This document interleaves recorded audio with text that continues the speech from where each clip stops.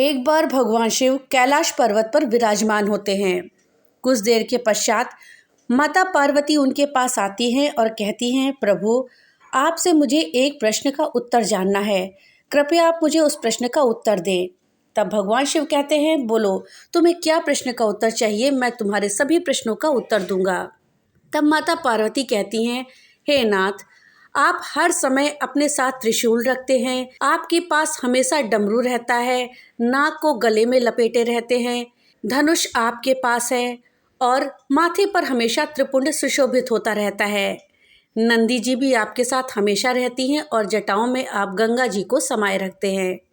आप कभी भी इन चीज़ों को अपने से पृथक नहीं करते। माता पार्वती कहती हैं, प्रभु, ये सातों चीज़ें आपसे कैसे जुड़ी हुई हैं?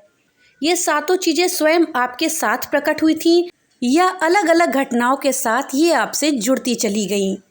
तब भगवान शिव कहते हैं कि आपने बहुत ही उत्तम प्रश्न किया है प्रिय। मैं आपको आपके प्रश्नों के उत्तर देता हूँ। अब आप मेरी सभी बातों को ध्यान से और पूरा सुनिएगा, क्योंकि जब आप मेरी पूरी बात सुनेंगी तभी आपको पूरा ज्ञान प्राप्त होगा। तब माता पार्वती कहती हैं, प्रभु, आप बताइए, मैं आपकी बातों को ध्यान से और पूरा सुनूंगी। तब भोलेनाथ ने बताना शुरू किया। भोलेनाथ बोले, प्रिय, वैसे तो मुझे सभी अस्त्र शस्त्रों का ज्ञान है, लेकिन मेरे दो प्रमुख अस्त्र शस्त्र हैं, धनुष और त्रिशूल। त्रिपुरासुर का वध और अर्जुन का मानभंग, ये दो ऐसी घटनाएं हैं जहां पर मैंने धनुष का उपयोग किया था, लेकिन त्रिशूल का उपयोग मैंने कई बार किया है। त्रिशूल से ही मैंने शंखचूड़ नाम के एक राक्षस का भी वध किया है। साथ ही हमारे पुत्र गणेश के सिर को भी मैंने त्रिशूल से ही काटा था, ये तो तुम्हें ज्ञात ही होगा। और वाराह अवतार में मोह के जाल में फंसे हुए विष्णु जी का मोह भंग करके बैकुंठ जाने के लिए विवश मैंने ही किया था। देवी, तुम्हें ज्ञात नहीं है, लेकिन मैंने अपने धनुष का आविष्कार स्वयं किया था। और ये त्रिशूल मुझे कैसे मिला, ये मैं तुम्हें बताता हूँ। प्रिय, सृष्टि के आरंभ में जब ब्रह्मनाथ से मेरा जन्म हुआ तो साथ ही रज, तम और सत, ये तीनों गुण भी मेरे साथ प्रकट हुए। यही तीनों गुण मेरे तीन शूल यानी त्रिशूल बने। इनके बीच सामंजस्य बनाए बगैर सृष्टि का संचालन कठिन होता है, इसलिए मैंने त्रिशूल के रूप में इन तीनों गुणों को अपने हाथ में धारण किया है। माता पार्वती तब शिवजी से कहती हैं कि प्रभु, अगर आपका कोई व्यक्ति ध्यान करता है तो मन में एक जो छवि उभरती है वो एक वैरागी पुरुष की छवि होती है। आपके हाथ में एक त्रिशूल, दूसरे हाथ में डमरू, गले में सर्पमाला, सिर पर त्रिपुंड चंदन लगा हुआ, माथे पर अर्धचंद्र और सर पर जटा जिस पर गंगा की धारा बह रही होती है। और अगर और ध्यान से आपको स्मरण करें तो आपके साथ एक वाहन नंदी भी नजर आता है। प्रभु, आपके साथ ये 7 चीजें सदैव जुड़ी रहती हैं। तब प्रभु कहते हैं कि देवी, त्रिशूल मुझे कैसे मिला ये तो मैंने तुम्हें बताया। अब मैं तुम्हें बताता हूँ कि मुझे डमरू की प्राप्ति कैसे हुई, ये मेरे साथ कैसे जुड़ गया। तब भगवान शिव कहते हैं कि देवी, मुझे सृष्टि के संहारकर्ता के रूप में लोग जानते हैं, लेकिन मेरा एक रूप नटराज का भी है। जब मैं प्रसन्न होता हूँ तो नृत्य करता हूँ, और नृत्य करते समय मेरे हाथ में एक वाद्य यंत्र भी होता है जिसको कि डमरू कहते हैं। इस डमरू का आकार रेत घड़ी जैसा होता है, जो दिन रात और समय के संतुलन का प्रतीक है। मैं भी इसी तरह से हूँ। मेरा एक स्वरूप वैरागी का है तो दूसरा स्वरूप भोगी का है। मैं नृत्य करता हूँ और परिवार के साथ जीता हूँ, इसलिए मेरे लिए डमरू ही सबसे उचित वाद्य यंत्र है। देवी, जिस तरह से मुझे लोग आदि देव कहते हैं, उसी प्रकार से डमरू भी एक आदि वाद्य यंत्र है। मेरे हाथ में ये जो डमरू आया है, इसकी कहानी भी बड़ी रोचक है। सृष्टि का जब आरंभ हुआ था उस समय देवी सरस्वती भी प्रकट हुई थी, और तब उन्होंने वीणा के स्वर से सृष्टि में ध्वनि को जन्म दिया। लेकिन जब उन्होंने ध्वनि को जन्म दिया तो वो ध्वनि सुर और संगीत से विहीन थी। तब उस समय मैंने नृत्य करते हुए 14 बार डमरू को बजाया, और इस ध्वनि से व्याकरण और संगीत के धन ताल का जन्म हुआ। देवी, ये जो डमरू है वो ब्रह्म का स्वरूप है, जो दूर से विस्तृत नजर आता है, लेकिन जैसे जैसे ब्रह्म के करीब पहुँचते हैं वो संकुचित होकर के दूसरे सिरे से मिल जाता है। और फिर विशालता की ओर बढ़ता है। सृष्टि में संतुलन के लिए मैंने इसे अपने साथ लिया हुआ है। दोस्तों, वीडियो में आगे बढ़ने से पहले आपसे एक छोटी सी रिक्वेस्ट है कि अगर अभी तक आपने वीडियो को लाइक नहीं किया है तो कृपया वीडियो को लाइक कर दें और ज़्यादा से ज़्यादा शेयर करें, जिससे कि ये जानकारी अधिकतर लोगों तक पहुंच पाए। और हाँ, अगर चैनल पे नए आए हैं तो चैनल को सब्सक्राइब कर दें और बेल आइकन दबाना ना भूलें, जिससे कि मेरी वीडियो सबसे पहले आप तक पहुंच पाए। तब माता पार्वती कहती हैं, ये तो मुझे समझ आ गया। अब बताइए, आप हमेशा विषधर नाग को अपने गले में क्यों लपेटे रहते हैं?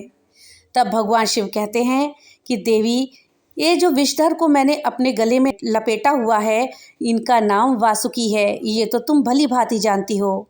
ये नागों के राजा हैं और नागलोक पे इनका शासन है। सागर मंथन के समय इन्होंने रस्सी का काम किया था, जिससे सागर को मथा गया था। और ये मेरे परम भक्त भी हैं। इनकी भक्ति से प्रसन्न होकर ही मैंने इनको नागलोक का राजा बनाया और साथ ही अपने गले में आभूषण की भांति लिपटे रहने का इन्हें मैंने वरदान दिया है। इसीलिए मैं हमेशा इनको अपने गले में धारण किए रहता हूँ। तब देवी पार्वती कहती हैं, ये तो मुझे समझ आ गया। अब बताइए कि हमेशा नंदी ही आपका वाहन क्यों रहता है? आप किसी और को अपना वाहन क्यों नहीं बनाते? तब भगवान शिव कहते हैं, पार्वती, अगर वास्तव में देखा जाए तो नंदी और मैं एक ही हैं। मैंने ही नंदी के रूप में जन्म लिया था। इसके पीछे भी एक कथा है जो मैं तुम्हें बताता हूँ। एक बार शिलाद नाम के ऋषि मोह माया से मुक्त होकर के तपस्या में लीन हो गए। इससे इनके पूर्वज और पितरों को चिंता हो गई कि इनका वंश समाप्त न हो जाए। पितरों की सलाह पर शिलाद ने मेरी तपस्या करके एक अमर पुत्र को प्राप्त किया, जो नंदी के नाम से प्रसिद्ध हुआ। मेरा अंश होने के कारण नंदी मेरे करीब रहना चाहता था। मेरी तपस्या से नंदी मेरे गणों में प्रमुख हुए और वृषभ रूप में मेरे वाहन बनने का सौभाग्य इन्हें प्राप्त हुआ है। इसीलिए मैं हमेशा नंदी को ही अपना वाहन बनाए रखता हूँ।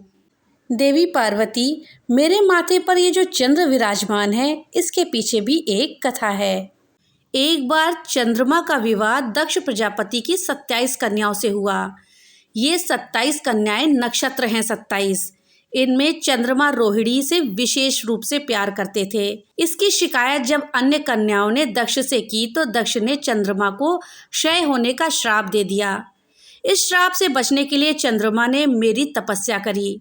चंद्रमा की तपस्या से प्रसन्न होकर के मैंने चंद्रमा के प्राण बचाए और उन्हें अपने शीश पर स्थान दे दिया।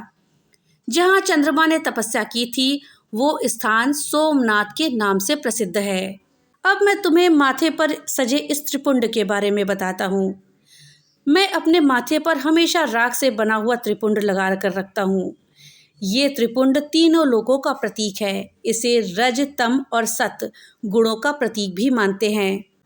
ये त्रिपुंड मैंने तुम्हारे सती रूप की याद में ही सजा करके रखा हुआ है। दक्ष प्रजापति के यज्ञ कुंड में जब तुमने सती रूप में आत्मदाह कर लिया था, तो मैंने अपना उग्र रूप धारण किया और तुम्हारी देह को कंधे पर लेकर त्रिलोक में हाहाकार मचाने लगा। फिर अंत में विष्णु जी ने चक्र से तुम्हारी देह को खंडित कर दिया और इसके बाद मैंने अपने माथे पर हवन कुंड की राख को मल लिया। इस तरह से तुम्हारी याद को त्रिपुंड के रूप में माथे पर मैंने सजा के रखा हुआ है। तब देवी पार्वती कहती है, नाथ, मैं ये सब समझ गई, लेकिन आपने गंगा जी को अपनी जटाओं में क्यों समा करके रखा हुआ है? इनका वेग इतना विशाल है, इसको आप हर वक्त क्यों समाये रखते हैं? इस पर भगवान शिव कहते हैं कि इस घटना का संबंध राजा भगीरथ से है। एक बार भगीरथ राजा ने अपने पूर्वज सगर के पुत्रों को मुक्ति दिलाने के लिए गंगा को पृथ्वी पर उतारना चाहा। भगीरथ का प्रयास सफल भी हुआ। इसके पीछे भी देवी एक कथा है। ब्रह्मा की पुत्री गंगा बड़ी मनमौजी थी। एक दिन दुर्वासा ऋषि जब नदी में स्नान करने आए तो हवा से उनका वस्त्र उड़ गया। तभी गंगा हंस पड़ी। तब क्रोधी दुर्वासा ने गंगा को श्राप दे दिया कि तुम धरती पर जाओगी और पापी तुम में अपना पाप धोएंगे। इस घटना के बाद भगीरथ ने तप करना शुरू किया और मैंने भगीरथ को वरदान देते हुए गंगा को स्वर्ग से धरती पर आने के लिए कहा, लेकिन गंगा के वेग से पृथ्वी की रक्षा के लिए मैंने उन्हें अपनी जटाओं में समा लिया। इसके साथ ही गंगा मेरे साथ भी रहना चाहती थी, इसलिए धरती पर उतरने से पहले उन्होंने प्रचंड रूप धारण किया। इसलिए इस स्थिति को संभालने के लिए मैंने उनको अपनी जटाओं में स्थान दिया। तब भगवान शिव देवी पार्वती से पूछते हैं कि देवी, क्या तुम्हें अपने सभी प्रश्नों के उत्तर प्राप्त हो गए हैं? तब पार्वती जी कहती हैं, बिल्कुल प्रभु, आपने अपने साथ धारण की हुई इन 7 चीज़ों का रहस्य आज उजागर कर दिया है। मैं आपके उत्तर से पूरी तरह संतुष्ट हूँ। ये सब सुनने के बाद मेरा आपके प्रति प्रेम और समर्पण और भी बढ़ गया है। दोस्तों, जानकारी अगर अच्छी लगी हो तो कमेंट बॉक्स में ओम नमः शिवाय जरूर लिखिएगा। तो मिलते हैं अगली नई वीडियो के साथ, तब तक के लिए राधे राधे।